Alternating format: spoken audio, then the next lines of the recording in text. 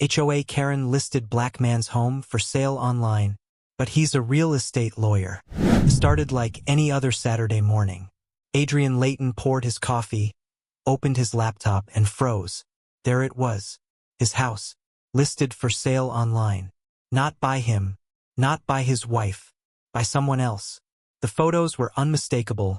White brick two-story, trimmed hedges, the basketball hoop by the garage. Even his new patio furniture showed up in the pictures. One image looked like it was taken through the fence. Adrian's stomach dropped. "Are you kidding me?" he muttered. Upstairs, his wife Cheryl was getting ready. When he showed her the screen, she gasped. "Oh my God, Adrian. That's our house." He nodded slowly. She did it. The HOA president. Everyone in Highland Park Estates knew Colleen Ashford, queen of the HOA, self-appointed enforcer of every rule. Trash bins, lawn height, mailbox paint. Nothing escaped her. And for some reason, Adrian had been her favorite target from day one. Now, seeing her name tied to a fake home listing, this wasn't a warning anymore. It was personal.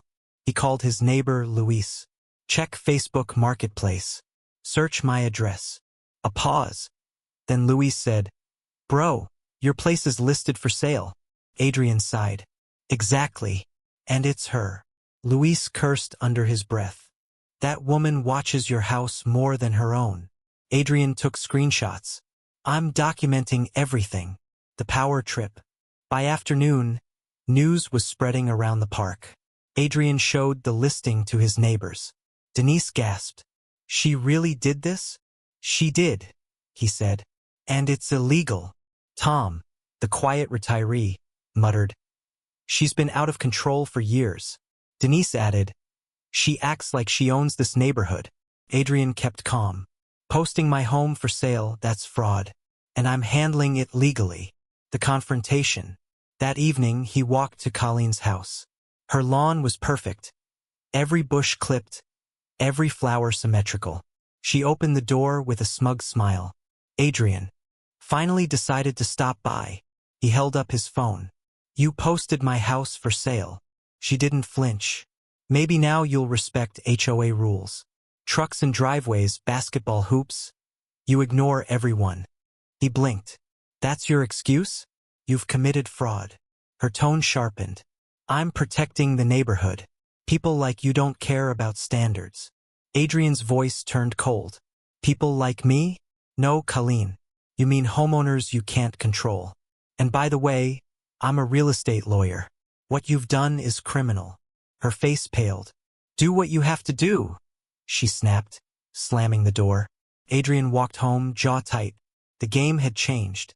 The fallout. By morning, the neighborhood buzzed with gossip. Adrian called Luis. "She's saying I threatened her. That I stormed her porch." Luis groaned. "She's twisting the story again." Adrian hit play on his recording. Her voice, clear as day. "I did. Maybe now you'll follow the rules." He smiled grimly. "I've got everything I need." That afternoon, an unsigned letter arrived. "Aggressive behavior toward HOA president will not be tolerated." Cheryl frowned. "She's building a fake paper trail." Adrian nodded. "Then we build the real one." He spent the night printing screenshots, timestamps, and preparing a legal case. Fraudulent misrepresentation, defamation, harassment. When Cheryl came in quietly, she said, "Just don't lose your peace." He looked up. "When this is over, that's exactly what we'll have." The HOA meeting. Midweek, an email went out. Special HOA meeting. Conflict between homeowner and board. The room was packed.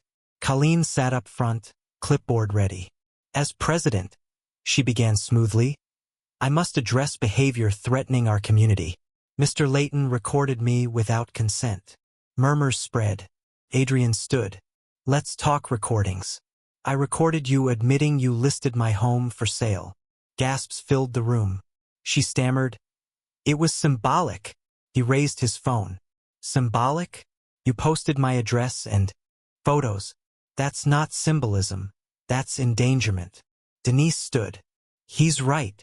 I saw the listing before she deleted it." Luis added, And I was there when she admitted it. Colleen snapped. They're his friends. Then quiet Tom rose. Colleen, you've gone too far. This isn't leadership. It's obsession. Silence fell. Adrian faced the board. Even if I broke small rules, that doesn't give anyone the right to sell my house. The board chair tried to calm things. This isn't a courtroom. Adrian nodded. You're right, but that's where it's heading. I'm filing suit tonight. Colleen's mask cracked. You'll regret this. He met her eyes. No, Colleen. You will. The final straw. By weekend, Colleen was going door to door, spinning her version. But evidence beats rumor.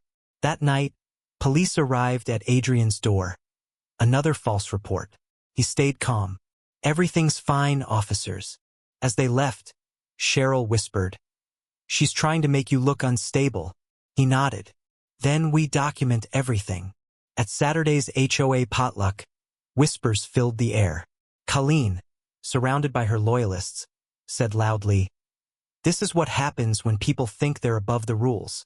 Adrian turned to face her. If you're going to talk about me, say it to my face. The crowd went quiet. Colleen smirked. The community knows who you are. They also know what you did, Adrian said. You listed my home. You filed false reports. That's not leadership, that's harassment. Denise stood. He's right. I saw it myself. A few neighbors nodded. Others looked away. Colleen hissed. You might have your little court case, but this neighborhood runs on trust, and you've lost it. Adrian replied evenly, No, Colleen. You have.